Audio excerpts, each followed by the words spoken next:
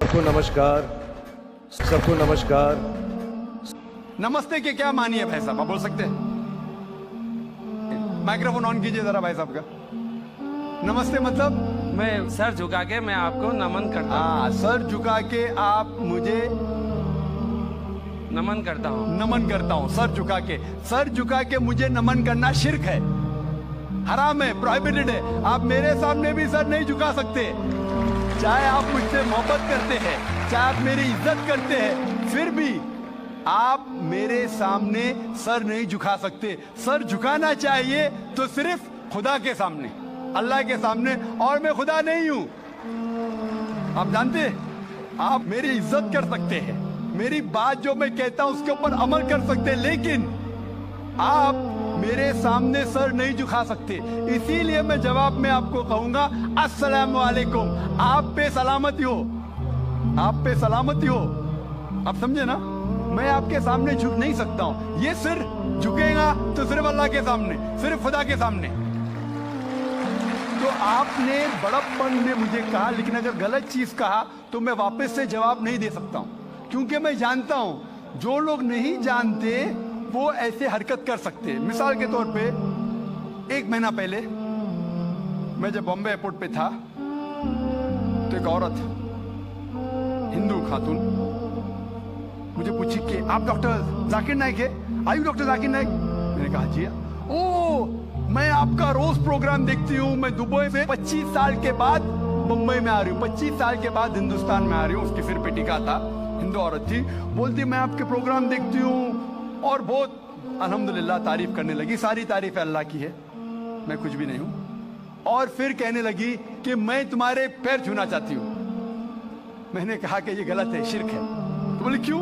वही जवाब मैंने दिया, आप जो भी कहो मैं आपकी बात मानूंगी। तो मैंने कहा आप कुरान मजीद पढ़िए, कुरान मजीद पढ़िए और इसके ऊपर अमल कीजिए।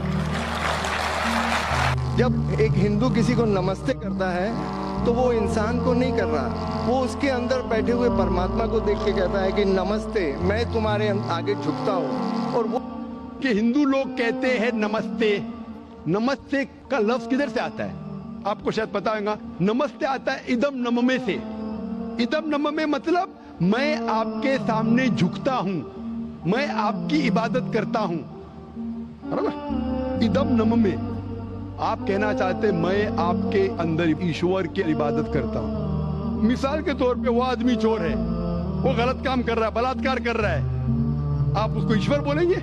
आप ईश्वर को इतना घटिया समझ के वो बलात्कार करने वाले इंसान को बोलते आप ईश्वर है?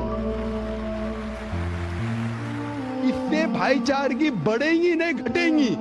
वो बलात्कार करने वाले को, वो चोर को, वो डाकू को मैं ईश्वर मान रहा हूं, उसके सामने झुक रहा हूं। अल्लाह को क्यों गाली दे रहे? ईश्वर को क्यों गाली दे रहे? खुदा को क्यों गाली दे रहे? इस्लाम में, इस्लाम की भी आपने मिसाल दी, इस्लाम में हम कहते अस्सलामु अलैकुम। अल्लाह ताला से फरमाते इस इंसान पे सलामती दे। चाहे वो अच्छा इंसान है तो भी सलामती देने की बात अच्छी है, चाहे वो चोर या डाकू हो। मैं बोलूंगा अस्सलाम वालेकुम। मैं कह रहा हूं या अल्लाह, या रब, या खुदा, या ईश्वर, या भगवान, इस डाकू पे रहमत फरमा। कुछ बुरी बात है ना? मैं अल्लाह को गाली दे रहा हूं, उसके लिए दुआ दे रहा हूं कि तू गलत काम छोड़ और सही रास्ते पे आ। अगर मैं उसको खुदा मानूंगा तो खुश हो जाएगा, वो और चोरी करेगा, वो और बलात्कार करेगा। कोई भी धर्म में ही नहीं सिखाता। ये धर्म के मानने वाले अपनी खुद की इजाद करते हैं, इसे कहते हैं इनोवेशन, बिदात। जिस तरीके से खुदा ने सिखाया है कि उसकी इबादत करे, उसी तरीके से हमें करना चाहिए। तब्दीली लाएंगे। हम समझ रहे हैं कि भाईचारा बढ़ेगा, भाईचारा नहीं बढ़ेगा, भाईचारा घटेगा।